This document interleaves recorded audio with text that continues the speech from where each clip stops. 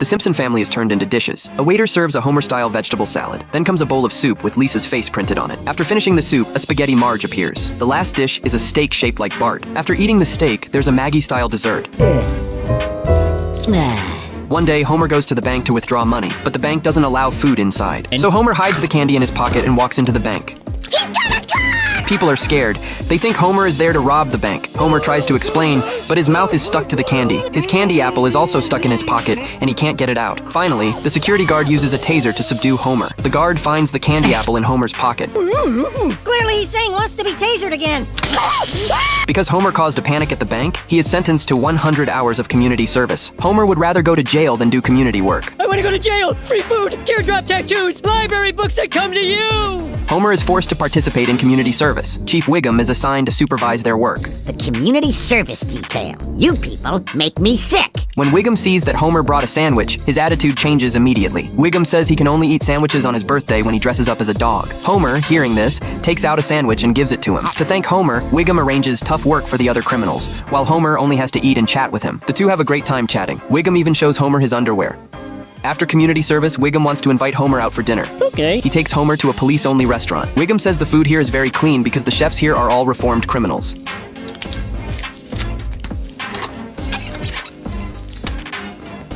Afterwards, Homer spends a lot of time hanging out with Wiggum. They watch sunsets and drink beer together. But their happy days don't last long. A gunpoint robbery interrupts their date. By the time they arrive, the robbers have already been subdued. While Wiggum and Officer Lou discuss the case, Homer is taken hostage by the robber at gunpoint. Take your hands off my brother from another mother. Wiggum is shot by the robber. He reassures Homer, saying he's wearing a bulletproof vest, but the bulletproof vest is in the car.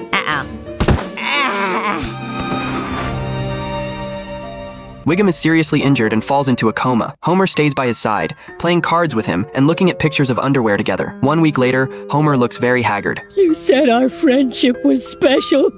Well, if it was so special, wake up, you fat sack of... When Wiggum wakes up, the first person he sees is Homer. He believes Homer is his true friend. Homer hasn't gone home for a week, and he wants to see his family. But Wiggum doesn't want him to leave. Though Homer is reluctant, he stays. Later, Homer finds an excuse to leave the hospital, but Wiggum catches him. He believes Homer is a bad friend who's been lying to him. Bad friend. After Homer returns home, everything he sees reminds him of Wiggum, so he brings fried chicken to make amends with Wiggum. At that moment, they run into some gangsters committing illegal activities. Wiggum immediately tries to stop them, but he's holding a chicken leg, while the gangsters have guns. Homer and Wiggum are thrown into the trunk by the gangsters. The two admit their mistakes and make up. Wiggum is happy to know that he can remain friends with Homer before he dies. We're not gonna get wet. Because you're Chief Clancy Wiggum and you're gonna figure a way out of this. Encouraged by Homer,